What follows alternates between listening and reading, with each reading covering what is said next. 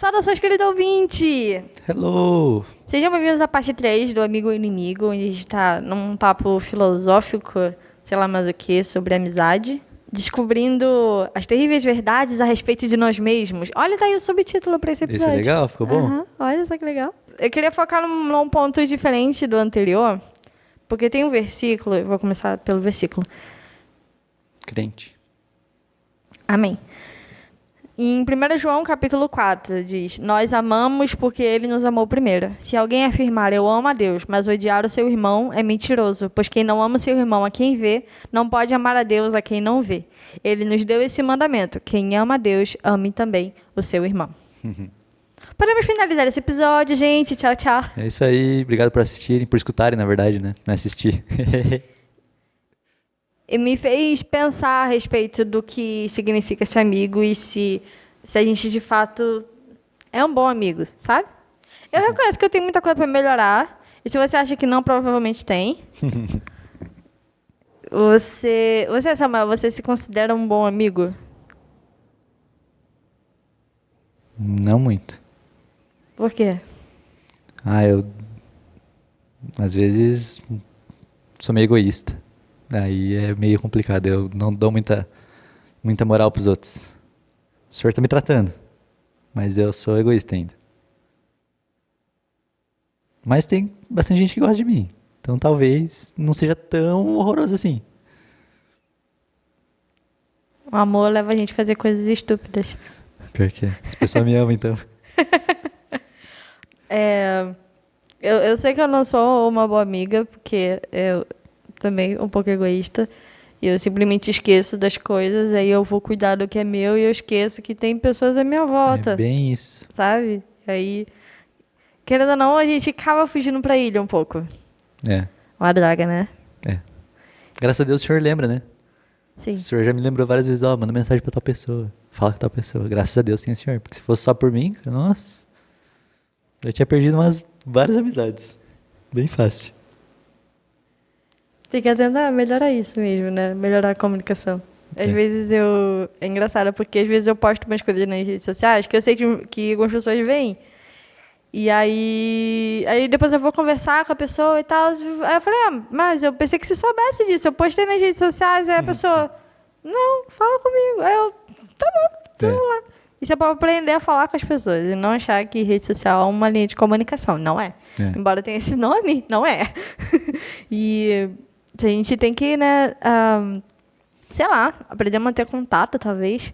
Porque a rotina é muito zoada, né? E a primeira coisa que a gente faz no celular é pegar e ver uns vídeos nada a ver, entendeu? Responder mensagem de compromisso, não de coisa de lazer, sabe? Vai marcar para comer um bolo, marcar para tomar um café, entendeu? Marcar para andar na rua, qualquer coisa, sabe? Eu sei que o período de pandemia complicou algumas coisas, por causa do isolamento social, mas ainda tem como, sabe? Ainda tem como fazer um rolezinho aleatório. Mano, eu sou muita pessoinha que vai tomar cafezinho no final da tarde. Eu sou uma senhora chamada Vera, entendeu? Que curte um bolinho de fubá às 5 da tarde. Eu sou. Com um chazinho. Me chama, cara. Eu sou muito esse rolê. E é muito bom porque Jesus me coloca em volta de pessoas que também curtem esse rolê. E aí fica muito mais fácil de desenvolver a amizade. Mas ainda assim, eu não me acho a melhor amiga desse mundo. Assim. Tenho certeza que tem muita coisa para melhorar. O que me leva a pensar nesse verso de 1 João. Que se você não consegue ser amigo de quem você vê, como você vai ser amigo de Deus, né? E a primeira pergunta anterior era, no começo desse questionamento e todo sobre amizade, minha primeira pergunta foi, Deus, o que você está fazendo aqui? O que você está fazendo? E depois dessa pergunta veio, por que eu não posso ter uma resposta? Porque ele mostra a resposta, só que ele também fala que ele mostra a resposta para quem é seu amigo. Entendeu? Ele não vai revelar coisas para quem é desconhecido. Você não revela coisas específicas sobre a sua vida pessoal para uma pessoa estranha, a menos que seja seu psicólogo, mas isso é um caso específico. E o que eu quero dizer é que você só se expõe no mais íntimo do seu ser para as pessoas que estão realmente próximas, que sabem que estarão lá quando você terminar de falar. E isso acontece com Deus também, entendeu? Se você não desenvolve esse relacionamento intencional e específico de intimidade, você não vai descobrir quem ele é. Por mais que você saiba, porque a gente prega, a gente canta, a gente fala, as frases aparecem em tudo quanto é lugar, entendeu? Mas isso não significa que você conheça ele. E eu tenho certeza absoluta do que eu estou falando. Por quê? Porque a gente está falando de alguém que é eterno. Alguém que já existiu e vai continuar existindo. Alguém que criou o tempo para que a gente existisse dentro do tempo. Ele criou, ele já sabia quem era a gente antes da fundação do mundo. Em 1 primeiro capítulo de Efésios fala isso. Então não tem como eu achar que fazer uma oração meia boca ou agradecer pela comida vai fazer com que eu conheça Deus. Não vai. E se eu vivo a minha vida achando que isso é o suficiente, talvez não tenha entendido o que vai acontecer com a minha vida quando esse corpo acabar, porque esse corpo vai acabar. A gente vai ter uma coisa na eternidade, entendeu? E se a gente não está trabalhando para chegar lá, tudo que está aqui, sabe? A gente está focando mais aqui do que lá. Estão me fazendo entender? Sim, tá sim. É legal porque a gente, às vezes, se engana, né? A gente acha que é... Na verdade, a gente usa o Senhor como fuga, às vezes, né, cara? Porque, às vezes, a gente acha que tem um relacionamento da hora com Ele, mas, na verdade, no nosso dia a dia com as pessoas, nós somos tudo ruim, né? E aí, cara, não tem como eu ter um relacionamento bom com o Senhor se eu não tenho um relacionamento bom com as pessoas. Não existe isso. A Bíblia mesmo fala, né? Em 1 João mesmo. 1 João 4, você leu, né?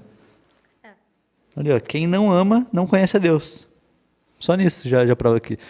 Eu acho que é em 1 João também que fala que quem ama aquele que dá... Não existe amor maior do que aquele que dá vida pelo seu irmão. Sabe? E você parar para pensar que quem deu a vida pelo seu irmão? Jesus! E aí a gente não quer dar a vida pelo nosso irmão, né?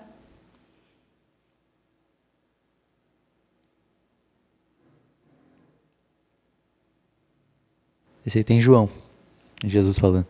Eu achei aqui, ó. João 15 também. Mas a gente fica se enganando, né? Achando que nós estamos tendo um relacionamento bom, mas não é, cara. E aí nós vivemos uma vidinha nada a ver, tanto com as pessoas quanto com o Senhor, né? Dos dois lados. Identifica, sente um vazio e aí não sabe por quê. Não, mas eu tenho uma vida de oração, mas não tem nada. Porque a vida de oração traz mudança, né? Não, mas eu tô cercado de amigos, mas tá nada, porque você não abre o seu coração e as pessoas não abrem o coração para você, você tá cheio de colega, né? Você tornou até o Senhor um colega teu. Você inventou um Deus para você, né? Não é o Jesus que está na Bíblia. Você fala que é Jesus, mas na verdade é um Jesus que você criou na tua cabeça, né? E várias vezes eu já percebi que eu tinha feito isso, né? Eu lembro quando eu comecei a ler a palavra certo, assim, eu não conseguia entender nada da parte do Velho Testamento quando ele mandava matar. E aí, tipo, na minha cabeça, não, mano, mas como assim o Senhor fazia isso? Tipo, não faz sentido, né? E aí eu meio que ignorava essa parte. E eu ignorar, cara, eu criei um Deus novo. Não é mais o Deus que está na palavra, porque Deus é tudo que está na Bíblia, né? Tanto a parte da ira, quanto o amor, quanto a justiça, né? Tudo junto, né? Não tem separação, né? E aí se a gente cria um Deus assim, a gente não tem relacionamento com o Senhor de verdade, nós falhamos com as pessoas, porque esse Deus que a gente adora não nos confronta, né? Porque é exatamente um Deus que eu criei. Então, um Deus que eu criei só vai falar coisas boas para mim, né? Que é o que a gente quer. A gente quer a amaciada no ego, né? Então, esse Deus não nos confronta, não fala que a gente está errado, não nos mostra quanto a gente é pecador, quanto a gente machuca os outros. A gente comentou isso no episódio passado, né? Que a gente mais machuca do que é machucado, né? E tem uma pergunta, assim, que tá ecoando, assim, na minha cabeça faz uns dias. E que se a gente realmente quer ser amigo de Deus, se a gente entende o que isso significa. Porque como a gente está falando já, e como a gente falou no outro episódio, a gente não sabe ser amigo do próximo. E como o 1 João fala, se a gente não consegue ser amigo de quem a gente vê, como a gente vai ser amigo de quem a gente não vê? E para ser amigo de Deus, a gente tem que entender A gente não está inventando um Deus. Não é porque ele é seu amigo que ele deixa de ser justo, não deixa de ter ira, entendeu? E não deixa de ser seu senhor, sabe? Então, ele é seu amigo. Ele também é seu senhor. Então, isso exige de você submissão. Isso exige obediência.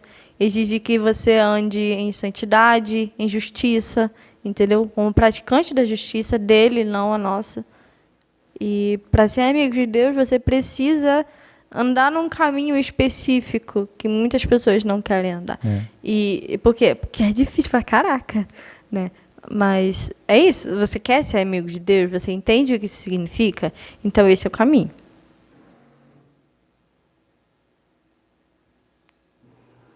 Esse não pega. Não pega? Não.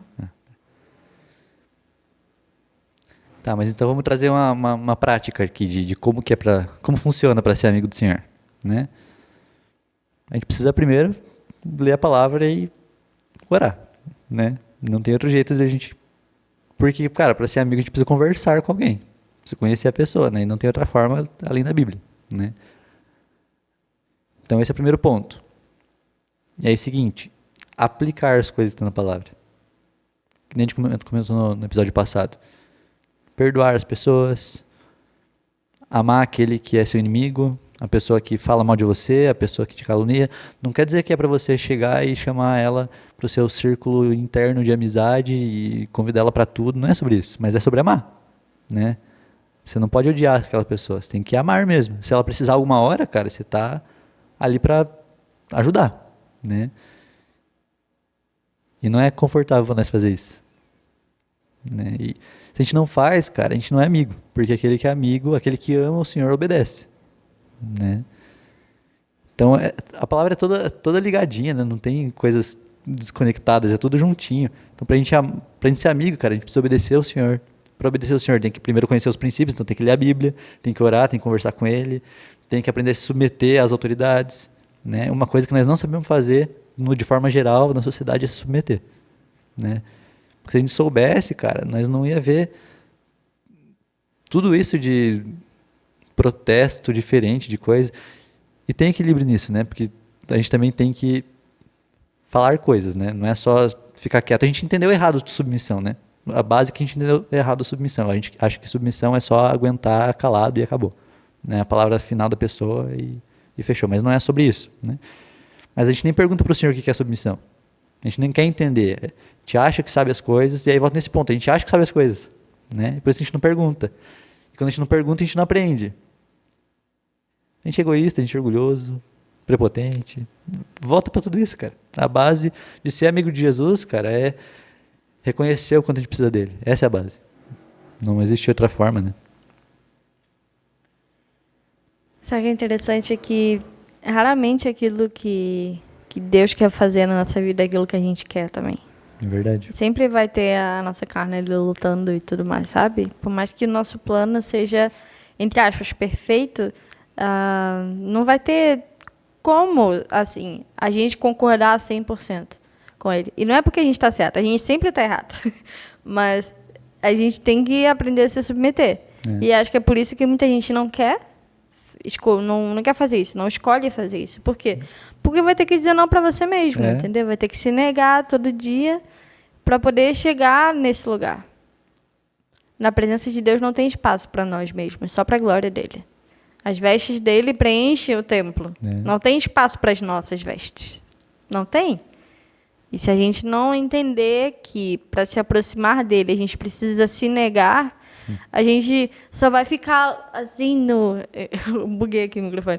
A gente vai ficar só de longinho, assim, assistindo assim, de longinho, pá, mas nunca vai conseguir contemplar de fato. Ou vai conhecer de ouvir falar, mas não vai conhecer aquele que é o mantenedor de todas as coisas. Porque ele criou tudo. Não tem para onde você correr.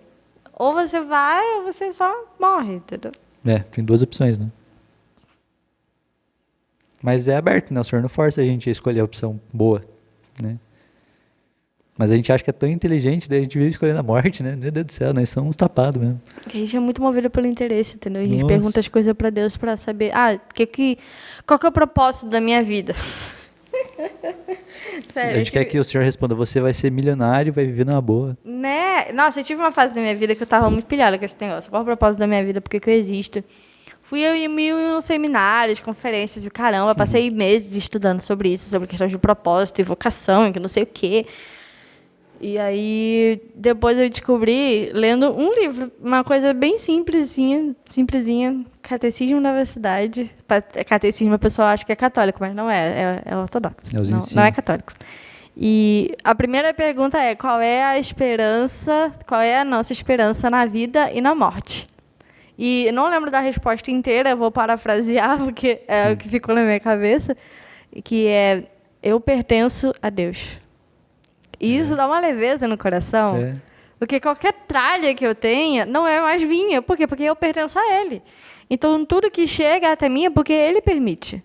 E tudo que eu perco é porque Ele permite. E saber que eu pertenço a Ele me deixa tão mais tranquila. Porque eu não preciso pilhar, entendeu? E tentar descobrir qual é a minha identidade, sabe? Eu quero descobrir quem Ele é.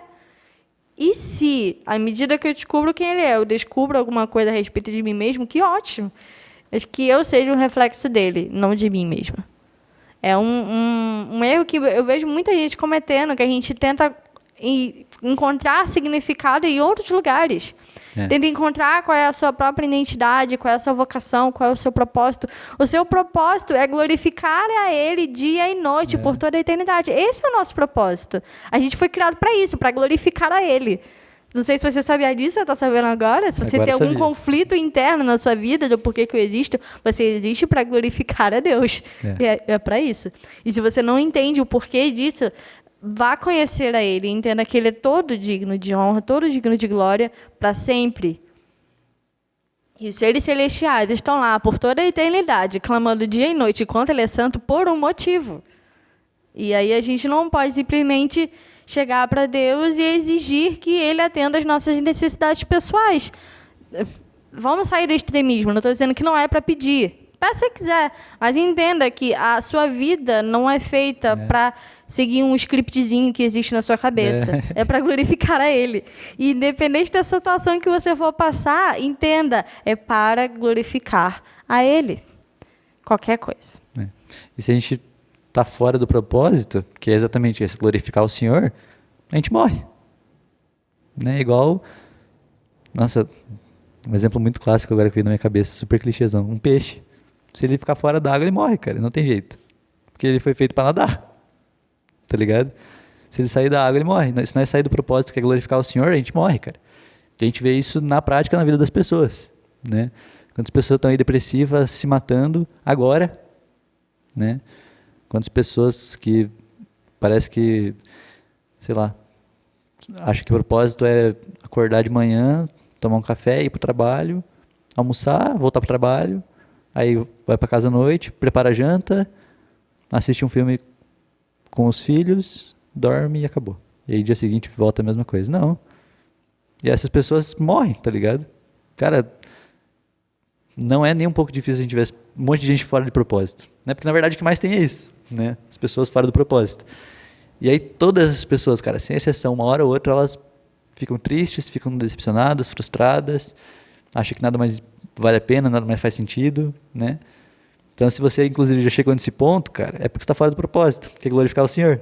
Daí você tem que voltar para Ele e falar: Jesus, nossa, eu estou muito longe. Me mostra agora como que faz para glorificar você. E aí você vai fazer aqueles pontos que eu comentei aqui. Você vai ler a Bíblia, você vai conversar com Ele, você pede ajuda para as pessoas também, né? É isso, cara. Esse é o caminho, não tem outro jeito. Né? E glorificar Ele, inclusive, é em coisas ruins. Né? Quando as coisas apertam, quando você acha que não vai conseguir pagar as contas, você glorifica Ele, cara. Porque Ele é bom. E por mais que você não tenha dinheiro para pagar a conta, Ele está com você. E Ele sabe por que você não tem dinheiro. Porque Ele é teu Senhor, Ele manda em você. E se Ele é o dono de todo ouro e prata e Ele não está mandando dinheiro para você, é porque tem propósito. E aí você descansa nele, cara. É leve quando a gente entende essas coisas na prática. Né? Só que a gente precisa... Não é uma vez que a gente faz isso, é constantemente, né? Diariamente a gente tem que voltar para Ele e tentar entender e voltar mesmo os olhos para Ele, cara. Não existe outra forma. É isso. Olhar para Ele, admirar Ele, falar se é bom o tempo todo. Não só na hora de cantar e bater palma, mas o tempo todo. Né?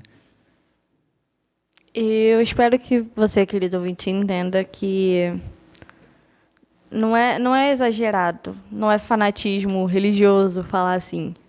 É porque a gente entende que existe um Senhor, existe um Criador e vai existir um fim, entendeu?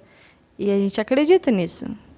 E se você está esperando só uma prova real, então você não tem fé, né? E se fé é impossível, agrada a Deus. Então, É, você tem que ter fé, sabe?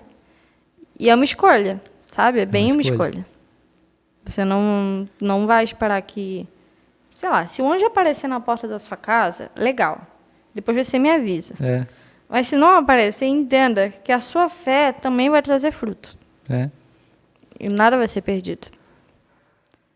E um último versículo aqui, bem crente, né? A gente lê muita Bíblia. 2 Coríntios, capítulo 10, diz: apesar de tudo, quem se gloriar, glorie-se no Senhor. É. O Paulo é muito engraçado. Paulinho, muito engraçado. Sabia que ele é baixinho? Não sabia. Li em algum livro de teologia aleatório que ele era baixinho. E em algum momento da vida ele também foi careca. Mas enfim, É, você já Paulinho... sabia. Tava... 2 Coríntios, ele tá bem... Como eu posso dizer? Chato. Porque ele tá exortando a igreja em coisas que são básicas. É. E se você olha assim e fala assim, nossa, isso é básico? Como é que as pessoas não faziam isso? Bom, a gente ainda não faz isso hoje em dia. É. E as pessoas têm aquela disputa entre Apolo e Paulo em outro capítulo, não é nesse. Mas ainda existe alguns reflexos dessa conversa aqui, porque ele fala do que é mais importante, do que você tem de mais importante. Então, você que sabe muito da lei, sabe muito da Bíblia, você sabe muito de física quântica, sabe muito de qualquer coisa, a coisa mais importante a qual você deve se orgulhar de ter é de conhecer o Senhor. É. Independente de quem você seja. Se você tiver muito ou pouco. Se você não tiver nada, mas você tem o Senhor, então tá tudo tem bem tudo. também. Tem tudo. E é isso, E é sabe? clichê falar isso, né? Mas é verdade. É porque ficou batido, né? Ficou. Mas aí a gente não pratica, não entende o significado. E aí fica tipo, eu tenho tudo, mas eu quero outras coisas. Eu tenho ficou batido Deus. porque a gente não vive, né? Se a gente É. vivesse, a gente via que é verdade. Aí fala assim, nossa, mas eu amo a Deus e que não sei o quê, mas... É. Aí quando entra no mais ali, Já era. complica. E com Deus não tem mais, sabe? Ele é completo nele mesmo. E ele nos inclui nesse plano. Não tem mais. Quando a gente vai com ele, não tem mais. Mais uma coisa só, porque às vezes vocês podem estar achando que a gente está falando só coisas e não... Tipo, sem viver, né? Tipo, a gente só está falando o que a gente viu alguém falar, o que a gente entendeu, né? Eu tive uma interpretação da palavra e eu acho que é isso. Não é, cara. Nós fazemos várias coisas, a gente várias vezes percebe quão errado a gente está e várias vezes a gente volta pro Senhor. A vida inteira nós vamos fazer isso, né? E na verdade é bem mais simples do que parece, cara. É bem mais simples. A gente dificultou muitas coisas, mas é bem simples, né? Como assim voltar para o Senhor? Cara, você reconhecer que você errou e falar, Jesus me perdoe, e mostra como faz. E isso é voltar para o Senhor, né?